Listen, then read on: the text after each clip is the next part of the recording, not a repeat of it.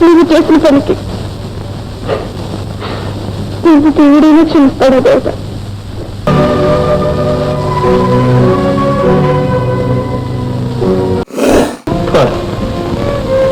నువ్వే నా పక్కన ఉంటే ఈ గొడవలన్నీ నీకు అప్పగించి జీవితం అంతా హాయిగా గడిపి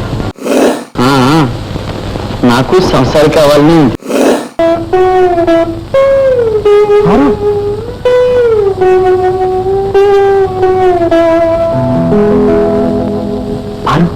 వచ్చాను పారు వచ్చాను పారు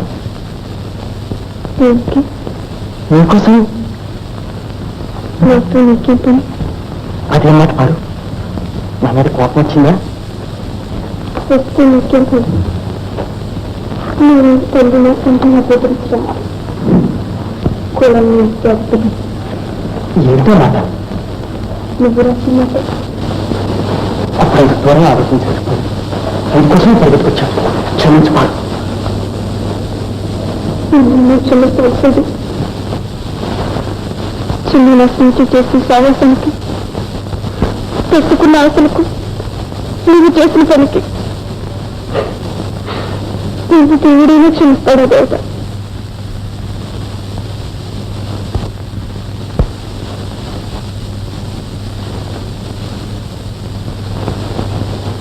అవన్నీ మర్చిపోతాను.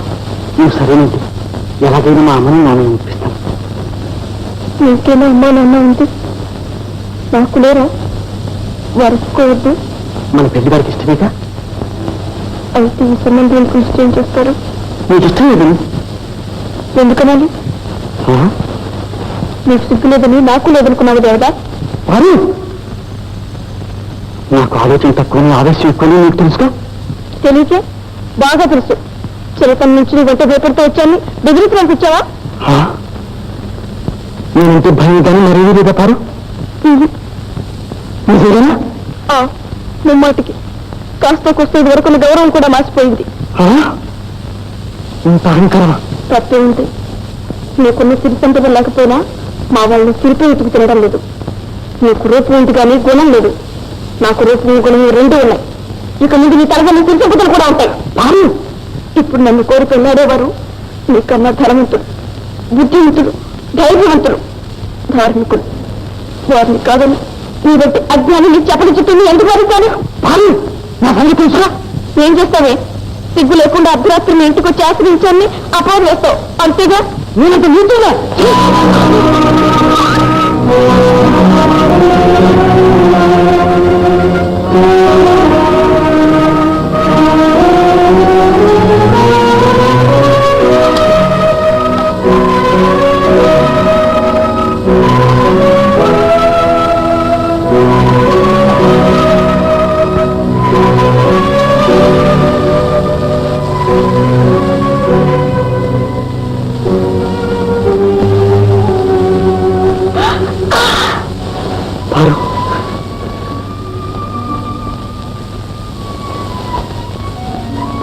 ఎంత చేస్తావు దేవత? ప్రమాదం లేదు.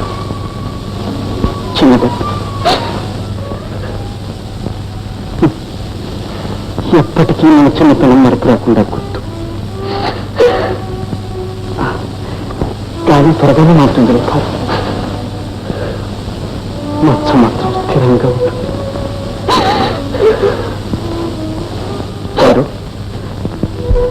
అత్తవారింట్లో అర్థం చూసుకున్నప్పుడల్లా నేను అనుకుంటా కదా.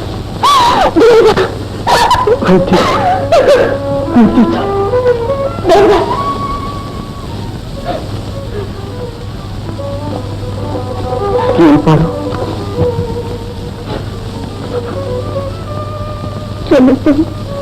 నడిపేది మామూలుగా. ఇప్పుడు చెప్పు, నేనంటే భయం తప్ప మరేమీ లేదా? నాకు నువ్వేమీ కాదు. చెప్పు,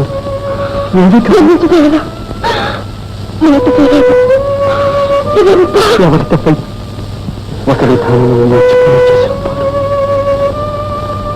నన్ను పెళ్ళాడి నన్ను సుఖపడేదాన్ని కాదు. నేను సహవాసంతో స్వర్గ సంఖ్యం నువ్వేదో సుఖం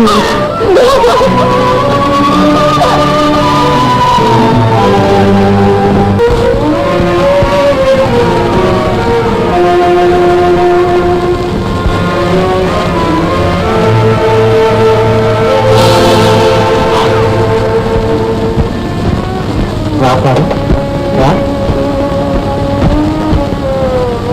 గ్రహించాను రేపారు సిగ్గుపడుతున్నావు కదా ఇంకా సిగ్గింపు చిన్నతనంలో ఏమో చిలిపి చేష్టలు చేశాం మధ్యలో రసాపాస అయింది కోపం వచ్చి నీ నోటికొచ్చినట్లు నువ్వున్నావు నా చేతికొచ్చినట్లు నేను కొట్టాను కానీ ఆ మొత్తం ఇంకా మర్చిపోలేదు పాడు చిన్నతనం ఎంత హాయిగా గడిచిందో ఇప్పుడంత బాధగా ఉంది పాడు నాన్నగారు పోయారు ఇంట్లో అందరి సంగతి నీకు తెలిసింది ఏమీ పాడుకోవడం లేదు పాడు నువ్వే నా పక్కన ఉంటే ఈ గొడవలన్నీ నీకు అప్పగించి జీవితం అంతా హాయిగా గడిపి ఏమిటి పారు ఏడుస్తున్నావా అయితే నా బాధ లేదు నీతో చెప్పండి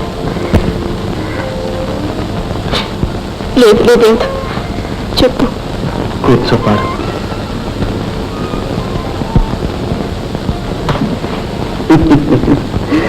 నిన్ను చూస్తే నవ్వొస్తోంది పారు ఇంత పిల్లలు ఇంతలో పెద్దదాని అయిపోయావు పెద్ద జమీందారి పెద్ద పెద్ద భవనాలు ఇంకంటే పెద్ద పిల్లలు ఇంకా పెద్ద అంత బాగున్నారా కానీ ఆగిపోయావు నిన్ను మాట్లాడదనా ఒక్కటేంటి మనసులో ఉన్నవన్నీ అడిగింది అహోరాత్రాలు అదే పనిగా తాగుతున్న మాట నిజమేనా ధర్మం చెప్పాడా ఎవరైతే నిజమేనా నిజమే ఆ భయంకర పాలక సచివదాసులు ఎందరో మానవ ప్రాణాలు పోగొట్టుకున్నారు దేవుడు ఇక నేనే తాగనని మాట సరే నువ్వు నన్ను ఎప్పుడు తలుచుకొని మాట నా వల్ల కాదు అదే మన సమాధానం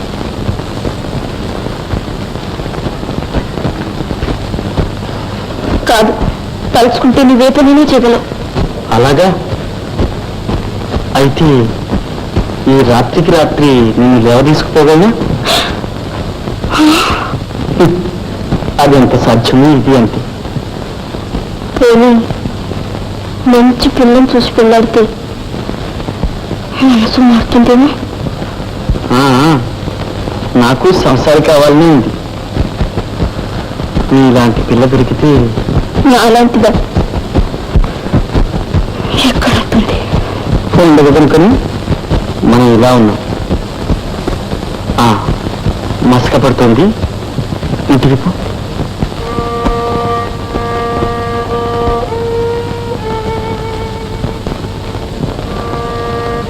తలుపు తీపారు తాగని ప్రమాణం చేయి అన్నీ తెలిసి కూడా బలవంత పెట్టకపో తలుపు తీ ప్రమాణం చేస్తాను కానీ నేను ఇక్కడి నుంచి కాదను పారు మండిపోయే మనోవేదన దీనివల్ల నేను కొంత మర్చిపోగలుగుతున్నాను ప్రమాణం చేయించి ఆ కాస్త శాంతి కూడా లేకుండా చేస్తావా పారు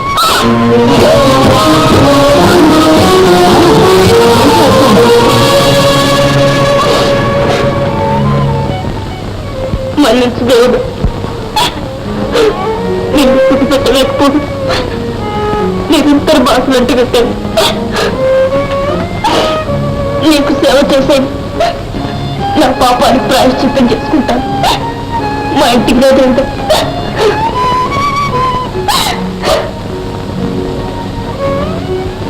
సేవతో ఆ వేదన చల్లారుతుందో పారు చిన్నప్పటి నుంచి నాకున్న కోరికదు అది తీరితే నేనేమీ దిగులేదు. నాకేమిటో అలాగే వస్తాను పారు. నా చేతిలో చేవేసి చెప్పు.